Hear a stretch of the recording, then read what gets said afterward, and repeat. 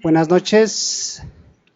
Buenas noches tengan todos ustedes. Les agradecemos su asistencia, les agradecemos el interés por estas sesiones que, pues la única finalidad que tienen es cultivar el acervo de conocimientos que pueden adquirir, ¿no?, en el transcurso de su formación, y los que ya están formados como tal, como médicos radiólogos, pues reafirmar o actualizarse en los conocimientos de esta especialidad que es tan vasta, de esta especialidad que es tan bella, ¿no?, que tiene de todo y es difícil poderla abarcar siempre totalmente, ¿no? Siempre hay algo nuevo que aprender, siempre se actualiza uno.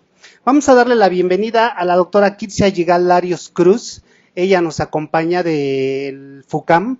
Ella es médico radiólogo especialista en lo que es imagen mamaria. Ella realizó su especialidad en el centro, en el Instituto de Nutrición y Ciencias Médicas Salvador Subirán. Ahí mismo realizó la especialidad de radiología, y ahí mismo realizó la subespecialidad en glándula mamaria. Ella actualmente funge como jefa de servicio del área de FUCAM, del área de radiología, pero lejos de presentarle los títulos, quiero que sepan que la doctora Kitsia es una persona muy entusiasta. La verdad es que es una persona que le gusta mucho participar, le gusta mucho el repartir el conocimiento que a veces podemos tener y que a veces algunos conservamos ahí medio egoístamente, ¿no?, de nada más yo lo sé. Entonces, lejos de presentarles los títulos de la doctora, les presento a una doctora, una subespecialista que ha presentado, lo poco que llevo de conocerla, gran interés, un entusiasmo que a veces les hace falta a muchos, ¿no?, sean jóvenes o viejos, nos hace falta ese entusiasmo por participar, por conocer o por compartir nuestros conocimientos. El tema que vamos a tratar con la doctora es lesiones mamarias sospechosas por ultrasonido. Vamos a darle un aplauso a la doctora, es la primera vez que se presenta aquí con nosotros, así es de que, pues, quiero que se lleve una muy buena impresión de todos los que estamos aquí, ¿verdad? Y para que le queden ganas de volver, de compartir con nosotros, pues, sus conocimientos. Les agradecemos mucho su presencia, doctora. Adelante.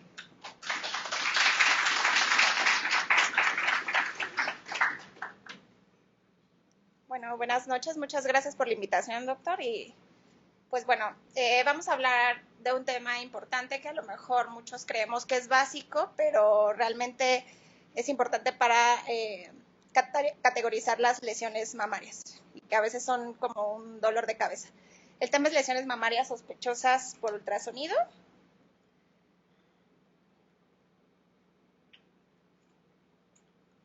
Y bueno, los objetivos de la plática son reconocer y tipificar las lesiones mamarias sospechosas,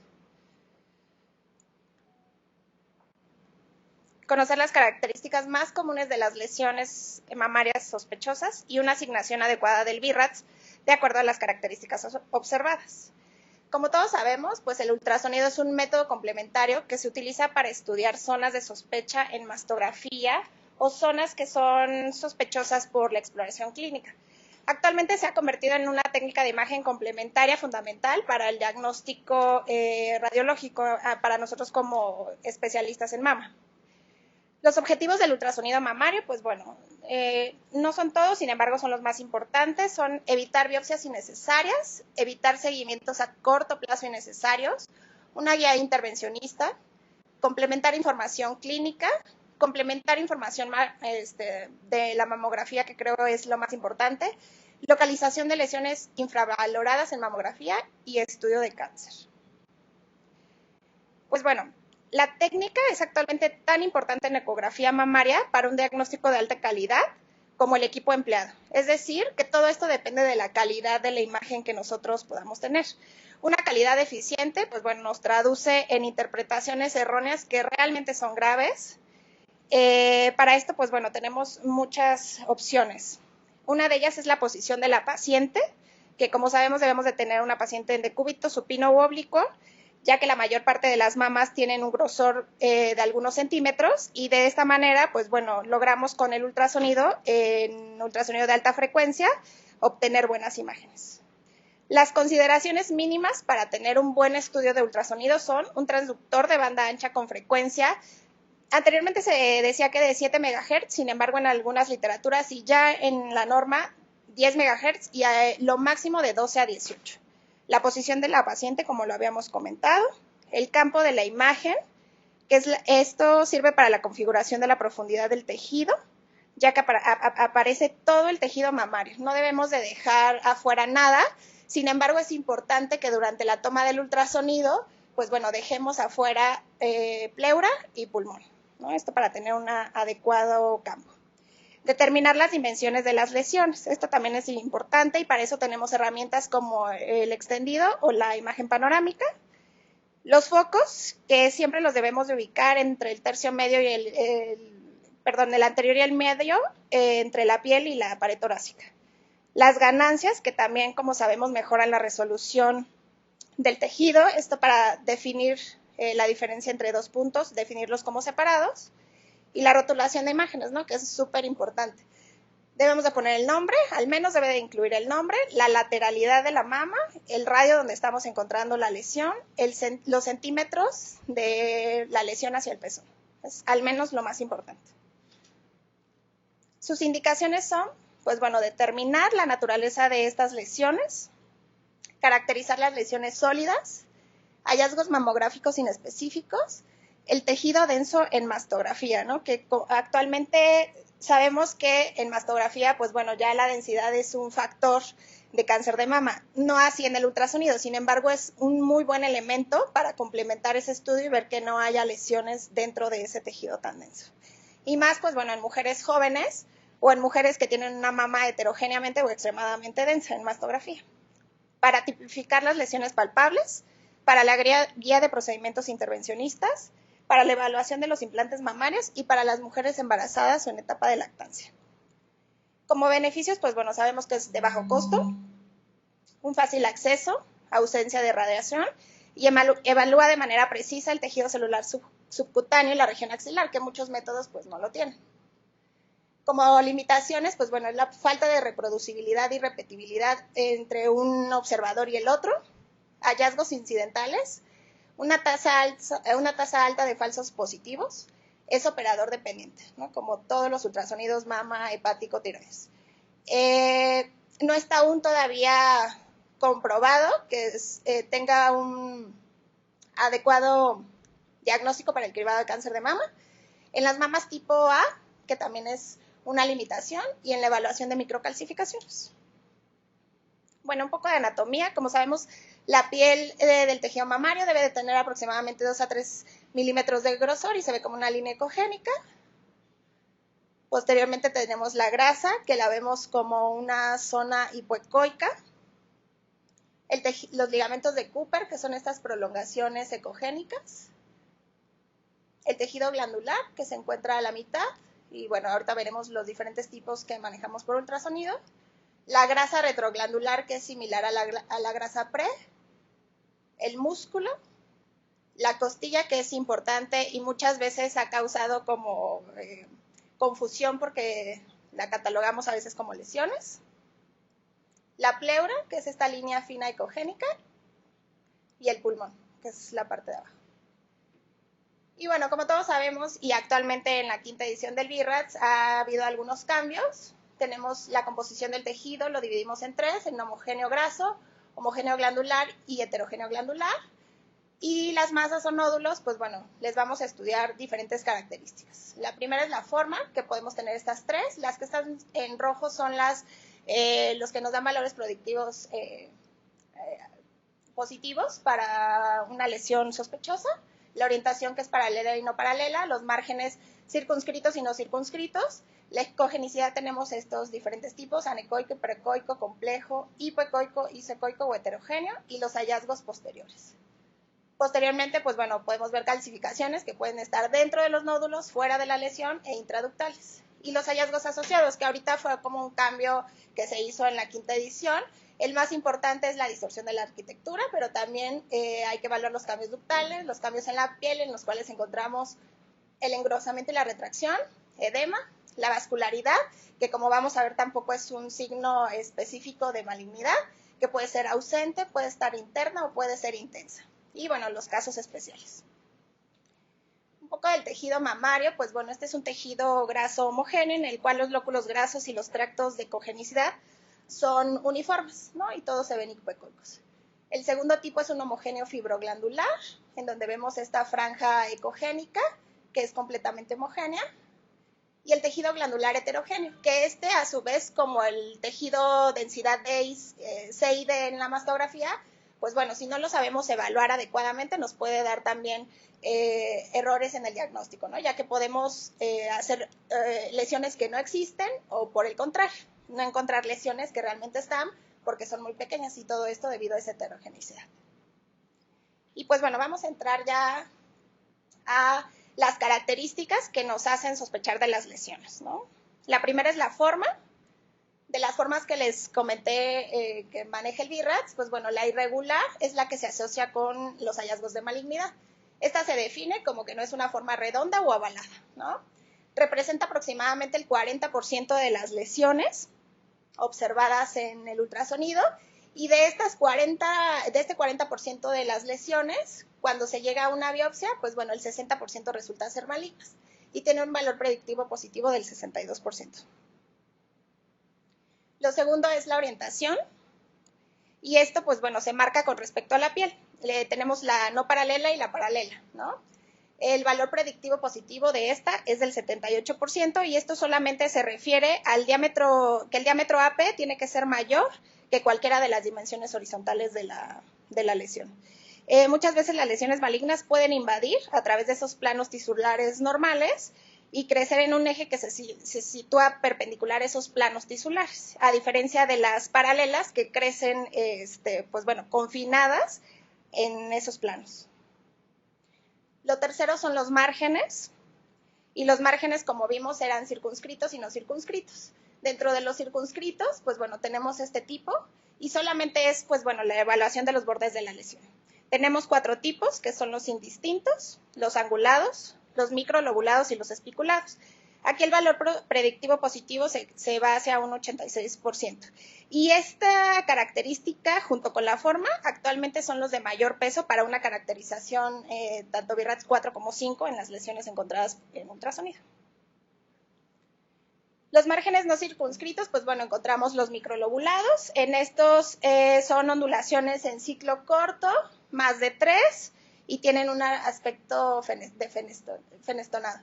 Y bueno, aquí tenemos una imagen donde vemos una lesión nodular de bordes microlobulados, hipoecoica, pero bueno, esto es lo que tenemos que evaluar. Esas lobulaciones cercanas mayores a 3. Aquí tenemos otro ejemplo, un nódulo más de mayor tamaño. Clasificaríamos a este nódulo como microlobulado. Esta clasificación es del BIRATS.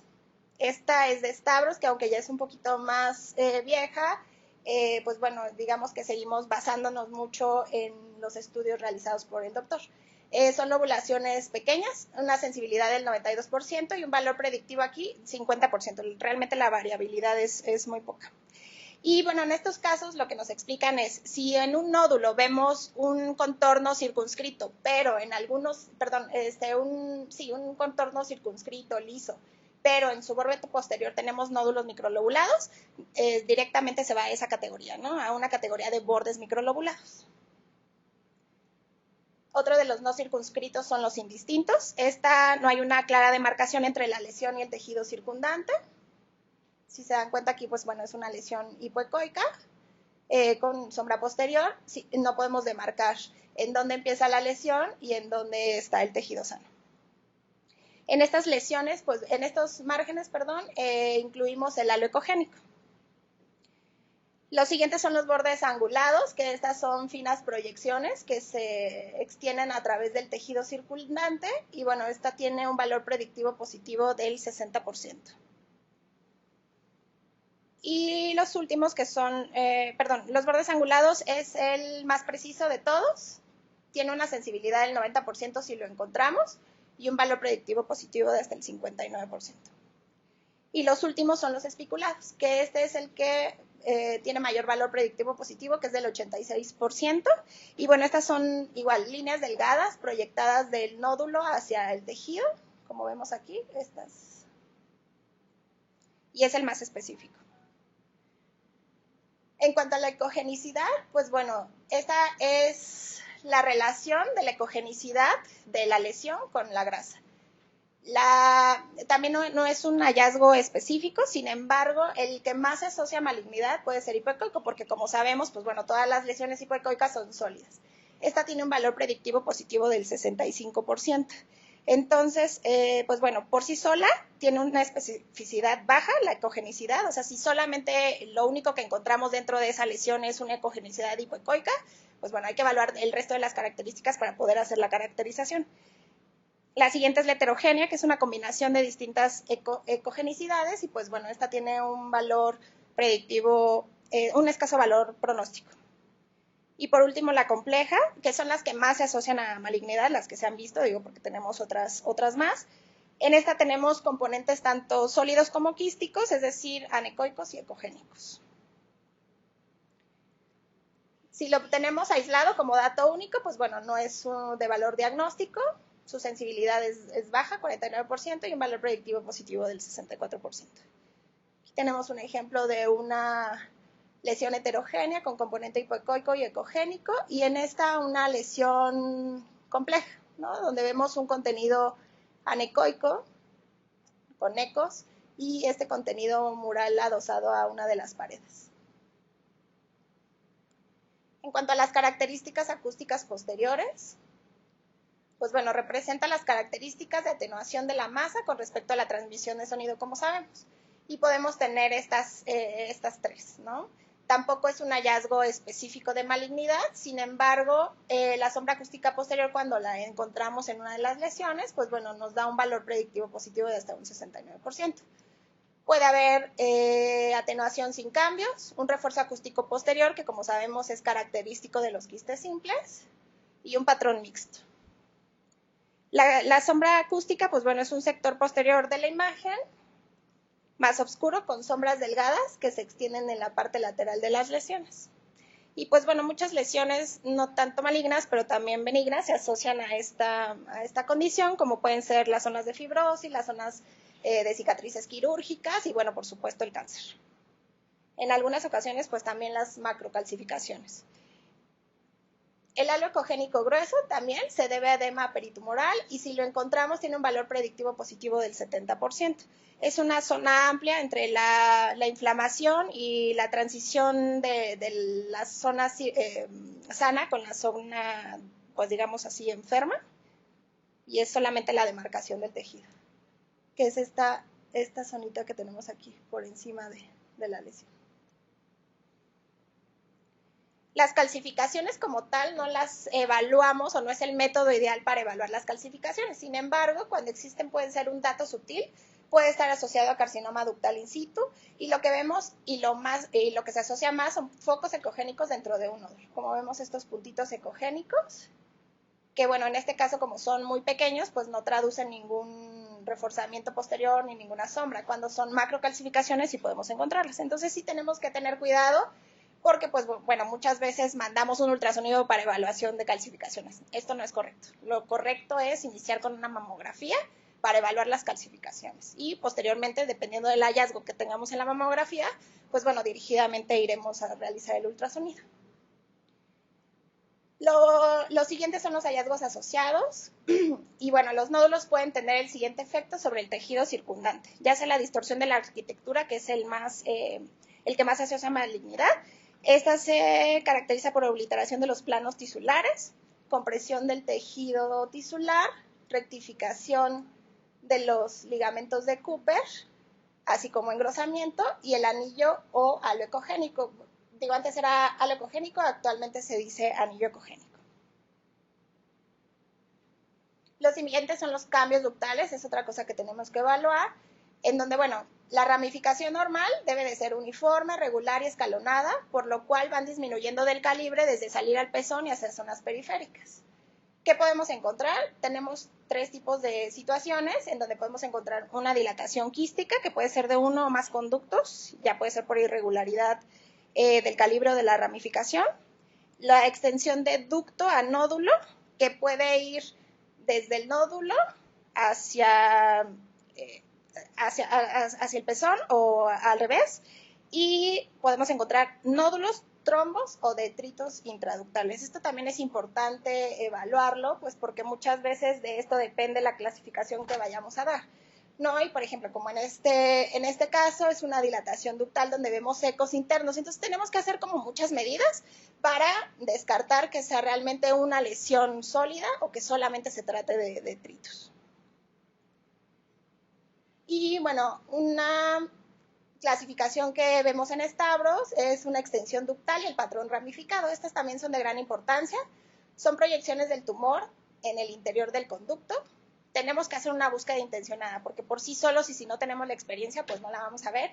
Y pues realmente es importante porque, como sabemos, pues bueno, el cáncer se disemina a través de los conductos. Entonces, es muy importante evaluar la extensión ductal. Se valoran los conductos en la región del nódulo y la interacción de la lesión con los conductos. Tenemos dos tipos, la extensión ductal y el patrón ramificado. Al patrón ramificado se le da hasta el 60% de valor predictivo positivo y valor predictivo positivo en la extensión ductal hasta un 46%. ¿De qué depende esto? Pues bueno, se han visto estudios que esto depende, es un predictor del grado tumoral de la lesión y qué tan agresivo, pues a qué tan agresiva lesión nos estamos presentando. Y esto se da con el patrón ramificado, ¿no? Los tumores de alto grado se ha visto que se asocian con este patrón. Y bueno, pues aquí vemos un nódulo hipoecoico irregular con esta extensión, ¿no? Con esta zona que se extiende.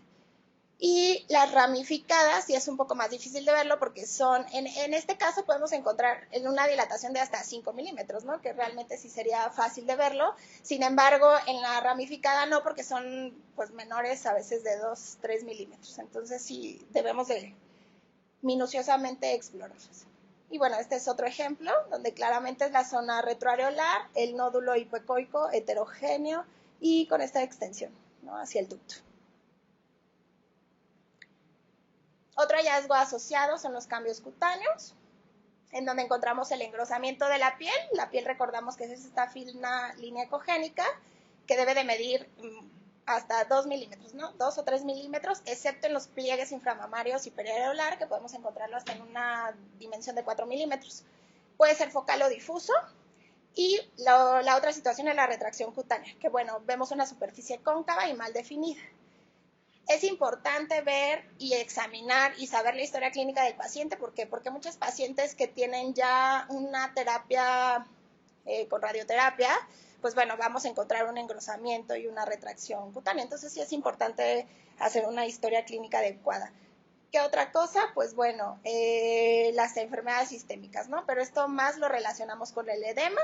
En el edema vemos ecogenicidad aumentada y un aspecto reticular. Estas retículas pueden ser de líquido intersticial por la obliteración de los vasos linfáticos. Entonces, sí es importante conocer los antecedentes del paciente porque enfermedades como la insuficiencia cardíaca nos pueden dar una imagen muy parecida a esta. Pero, pues bueno, también está el carcinoma inflamatorio, ¿no? Que también es como patognomónico. La vascularidad, que igual muchos pensamos que un nódulo está vascularizado, pues ya es sospechoso, no. La vascularidad puede ser tres tipos, ausente, puede ser una vascularidad interna o una vascularidad anular. Entonces, como sabemos, pues hay muchos cánceres que son hipovasculares. Tenemos que tener también mucha precaución para la evaluación de estas lesiones, pero normalmente, pues bueno, la asociada a lesiones malignas son las vascularidad interna. Y bueno, no tomar la vascularidad como la única característica diagnóstica, ¿no? Porque este sí es un error que vemos frecuentemente. Nosotros que vemos diario mama, mandan un nódulo a biopsiar sin evaluar el resto de las características. Y como dijimos, pues la forma y el margen actualmente en la nueva edición del BIRATS es lo que determina la conducta diagnóstica, terapéutica. Lo último es la elasticidad, que pues bueno, está como en boga, sin embargo todavía no hay estudios que digan que sí es buena o que no lo es. En esta que evaluamos, pues bueno, la dureza o elasticidad de los nódulos y del tejido adyacente. Podemos tenerla como blanda, como intermedia y la dura, ¿no? Entonces, la que se asocia más frecuentemente a malignidad, pues es la la elasticidad de tipo duro. Tenemos que tener cuidado porque igual evaluamos una lesión con elastografía y vemos el color rojo, entonces inmediatamente decimos está duro, pero no es así. Tenemos que ser muy cuidadosos y fijarnos en la escala de colores que tiene el aparato, ¿no? Porque muchas veces en algunos aparatos el azul es blando y el rojo es duro o al revés. Entonces sí, también para la evaluación de la elasticidad tenemos que ver los parámetros de nuestros equipos. ¿Cuándo sospechar de malignidad? Como en resumen de Stavros, vamos a ver estas tres características. La superficie, que tenga espículas, halo o anillo ecogénico grueso, los bordes angulados y microlobulados. En cuanto a la forma, que sea más alto que ancho, que tenga esa extensión ductal o un patrón ramificado. Stavros, dentro de los estudios que ha hecho, es las que más peso les da. Y las cuestiones internas, que son la transmisión sónica, la ecogenicidad y las calcificaciones, que vimos que eran ecogénicas, la ecogenicidad hipo y la transmisión sónica, la sombra acústica. Y en cuanto a otros artículos, pues bueno, aquí vemos los predictores, los que favorecen a ser benigno o los que van más hacia maligno. Nuevamente volvemos a ver que en la forma de la lesión puede ser irregular, la orientación es no paralelo a la piel, microlobulado, indistinto, angular o espiculado, que se engloba en los no circunscritos, el halo ecogénico o anillo ecogénico, y el patrón, bueno, aquí lo catalogan como complejo, y los efectos acústicos posteriores, la sombra o un patrón combinado. Y los indeterminados, pues bueno, puede ser un patrón isoecoico o un hipoecoico, y un reforzamiento, bueno, o sea, que no tenga como hallazgos acústicos. En esta tablita, pues bueno, vemos los valores predictivos negativos y positivos, y nuevamente estos son como los tres más importantes: la forma irregular hasta un 62%, los márgenes espiculados un 86% y la orientación no paralela un 69%. Entonces, ¿qué debemos de hacer? Pues bueno, tenemos una paciente en donde vemos una lesión sospechosa. ¿Qué tenemos que hacer? Caracterizarla con todas estas, bueno, basándonos en el VIRATS. Posteriormente hacemos una interpretación y podemos emitir un diagnóstico final, ¿no? Para que a la paciente se le dé una biopsia en función de esos hallazgos encontrados. Tenemos que buscar datos sospechosos. Si existe un solo dato, se debe de hacer algo más, ¿no? Normalmente es una biopsia. Si no hay datos sospechosos, pues entonces buscar datos de benignidad y dejar a la paciente en un seguimiento. Si hay datos benignos, no se debe de hacer biopsia y sí un seguimiento, ¿no? Aunque, bueno, verán, y en muchos centros es común que la paciente no quiera tener un seguimiento y, bueno, va a una biopsia, pero esos son como los casos ya en conjunto con el médico y con la paciente, como se debe de seguir. Y, pues, bueno, también esta es como una nueva actualización en el VIRATS, que por ejemplo, hay una paciente con un quiste que le está dando molestias, nosotros lo dejamos en 2 porque sabemos que es un quiste, sin embargo, le hacen una aspiración, ¿no? En estos casos podríamos aplicarlo así. Y si no hay datos benignos, pues inmediatamente a VIRATS 4. Y como sabemos, pues bueno, podemos caracterizarlo en VIRATS 4A, 4B y 4C, en función del porcentaje que nosotros creamos que es maligno. Y directamente pues va a biopsia. La categorización: hallazgos sin aspecto clásico de tumores malignos, pero sí características suficientes de sospecha para recomendar la biopsia. Son los casos que se van a VIRATS 4. 4A, 4B y 4C. El 4A, como sabemos, va del 2 al 11%, el B más del 11 hasta el 49% y el C del 49 hasta menos del 95%. Ya en el 5 pues hablamos de un 95% de probabilidades de que esa lesión sea maligna. Y nuevamente quedarnos con esto, que ahorita lo más importante y para poder caracterizar esa lesión en VIRATS 4, pues bueno, la forma y el margen son los más específicos. Y pues bueno, como conclusiones, el ultrasonido no ha demostrado ser eficaz como cribado. Eso es algo muy importante que nosotros, como radiólogos de mama, no tenemos perdonado decir que tenemos que hacer el tamizaje con el ultrasonido, ¿no? Pero como radiólogo general, explicarle a la paciente el por qué es importante, si tenemos más de 40 años, hacer una mamografía y posteriormente un complemento con ultrasonido si así lo requiere. Y en mujeres menores de 40, empezar con un ultrasonido y ya encaminadamente, si encontramos algún hallazgo que nos parezca de sospecha, pues bueno, mandarle a tomar las proyecciones. Pero nunca quedarnos con eso, ni que la paciente se quede con eso de que el ultrasonido sirve para tamizaje, porque hasta ahorita no lo ha demostrado. Es una herramienta eficaz e inestimable para el diagnóstico de la patología mamaria. Se realiza en pacientes seleccionadas, realiza en pacientes seleccionadas un diagnóstico más específico. Y pues bueno, debido a la heterogeneidad del cáncer de mama de nódulo a nódulo, los datos solitarios no pueden alcanzar la sensibilidad adecuada para caracterizar lesiones en BRAF3. Lo que decíamos, si vemos un nódulo que es vascularizado, no debemos de solamente evaluar la vascularidad para poder caracterizar a la paciente ya sea en 3 o sea en 4. En un mismo nódulo, pues bueno, podemos tener mezcla de características tanto benignas como malignas. Siempre excluir las benignas por una que encuentren que sea maligna, como lo que les explicaba del borde, ya inmediatamente se va esa paciente a una biopsia, a BRAF4. Digo, no tenemos que ser tan cerrados, evaluar las características, pero si ya tenemos un margen microlobulado, pues bueno, aunque la otra parte sea circunscrita, inmediatamente a biopsia. En la práctica radiológica, el uso aislado del ultrasonido como método de imagen de la mama no tiene tanta sensibilidad como el que se hace en conjunto con mamografía y ultrasonido. Y bueno, tomar en cuenta que el BRAF es una herramienta indispensable para homologar términos y conductas para el tratamiento y vigilancia de la patología mamaria entre las distintas especialidades encargadas de tratar el cáncer de mama.